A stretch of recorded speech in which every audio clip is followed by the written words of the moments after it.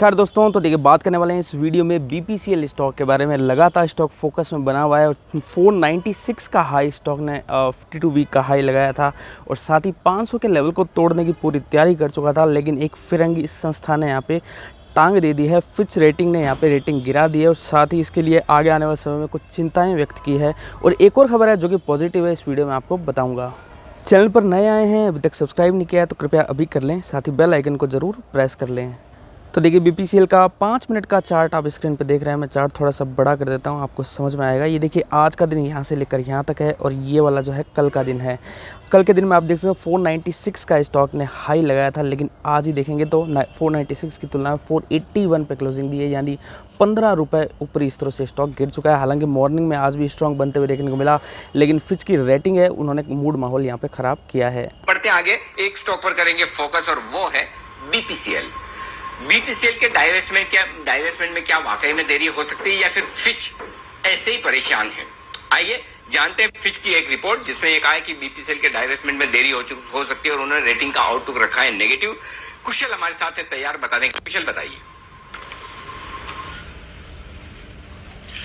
Anil ji, Fitch ने BPCL की negative outlook के साथ BBB- की रेटिंग रखी है और यहाँ पर ये एक्चुअली कह रहे हैं कि बीपीसीएल के विनिवेश में देरी संभव है और इसके लिए इन्होंने 4-5 फैक्टर्स जो हैं वो हाईलाइट किया अपनी रिपोर्ट्स में, जिसमें सबसे पहला है कि जो बिडर्स हैं उनके कंसोर्टियम को लेकर कहीं ना कहीं अनिश्चितता अभी भी बनी हुई है। दूसरी बड़ी वजह उन्होंने बताई है कि विनिवेश की जो प्रक्रिया है और जो प्रोसेस है उसकी कॉम्प्लेक्सिटी जो है वो काफी ज्यादा है। उस वजह से भी हो सकता है कि प्रोसेस जो ओवरऑल है विनिवेश का वो डिले होता हुआ नजर आए या फिर जो टारगेट डेडलाइन सेट की गई थी उसको वो मैच नहीं किया कर पाए।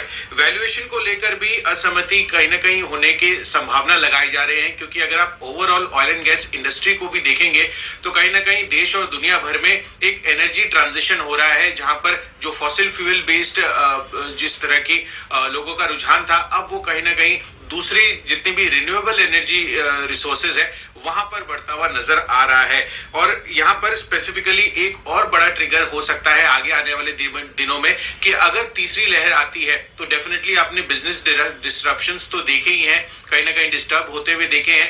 तो अगर एक और थर्ड वेव आती है तो कहीं ना कहीं इनका विनिवेश का जो प्रोसेस है वो और फर्दर भी डिले हो सकता है। तो ये 5-6 बड़े कारण जो है बीपीसीएल को लेकर फिच ने अपनी रिपोर्ट में रखे हैं। तो ये है आपके लिए बीपीसीएल, क्या विनिवेश में देरी हो सकती है? ये एक फिच ने इंटरेस्टिंग रिपोर्ट निकाली है। अब देखना है किस तरह से प्रोसेस है, क्योंकि अब तक जितने भी अपडेट्स आ रहे थे वो यही कह रहे थे कि प्रोसेस अब तक तो शेड्यूल पर ही है। पर अनिल जी कैसे देखें, क्योंकि एक तो बाजार में एक्साइटमेंट है डिविडेंड का, पर अगर डाइवेस्टमेंट में देरी आती है तो फिर किस तरह से बाजार देखेगा इस खबर को? सर दीप, देखिए ये सारी चीजें ऐसे तो बड़े आसान काम नहीं है ऐसा कि मतलब आज मैंने डिसाइड किया बेच दें। आप सिंपल सी चीज है। मैं आपको एक सवाल पूछता हूँ कि भाई अगर आपको एक फ्लैट खरीदना है या एक फ्लैट बेचना है, करेक्ट?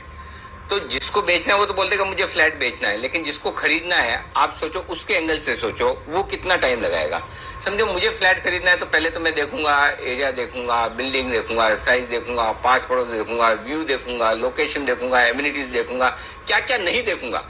कम से कम आप 50 बिल्डिंग देखोगे तब जाके एक फ्लैट खरीदोगे, करेक्ट? प्रैक्टिकल बात है। तो अगर किसी को खरीदना है बीपीसीएल तो ऐसा थोड़ी का सरकार को आज मुझे बीपीसीएल बेचना, आ जाओ ले लो ये भाई ये बीपीसीएल ले लो। अरे भाई 50 चीजें होती है इस तरह की कंपनी में बेचने में।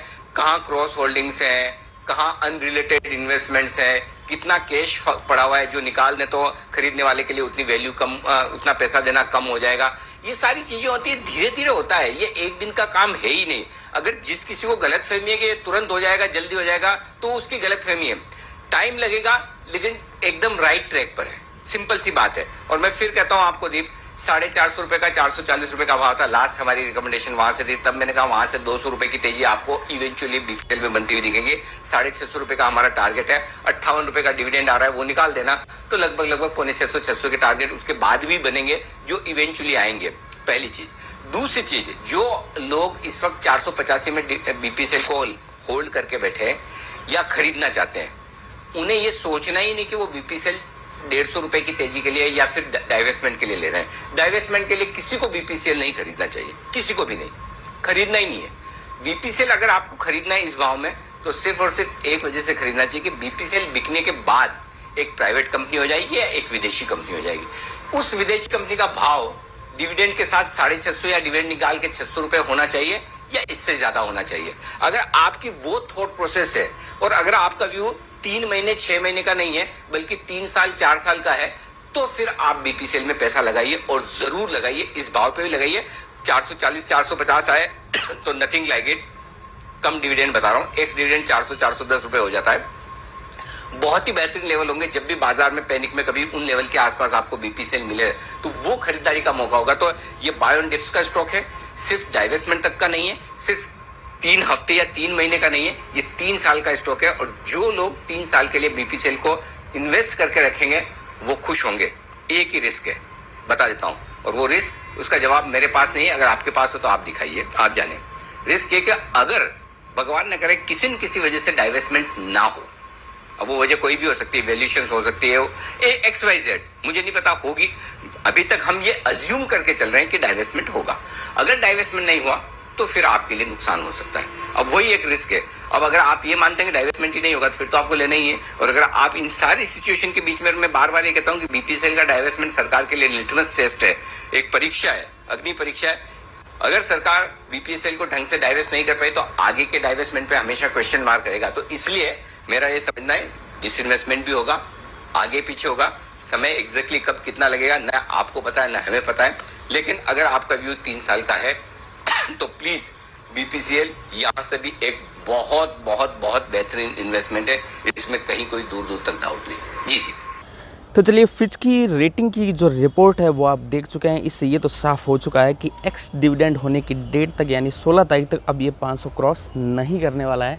हालांकि ये खबर नहीं आती फिच की तो ज़रूर उम्मीद थी 510 तक के टारगेट 15 तक के शॉर्ट टर्म में देख सकते थे, लेकिन अब 500 क्रॉस नहीं करेगा, इसको आप ऑलमोस्ट कन्फर्म समझ सकते हैं। चलिए एक दूसरी पॉजिटिव कुछ खबर और आते हुए देखने को मिल रही है, वो भी आपको दिखा देते हैं। बीच में और आगे आपको लेवल और डेटा बताऊं उससे पहले एक खबर जो आपकी स्क्रीन पर आती हुई दिख रही है वो ये बीपीसीएल को लेकर के हिस्सा बिक्री के लिए फाइनेंशियल बिड नवंबर तक आती हुई नजर आएगी। तो इसी कैलेंडर ईयर में बीपीसीएल के डाइवेस्टमेंट को लेकर आगे बात बढ़ती हुई दिखेगी। तो जो फिच की रिपोर्ट पर हम डिस्कशन कर रहे थे ये वैसा मामला नहीं है कि आज आपका मूड बना, खड़े हुए जागे नींद से और चलो बेच दे।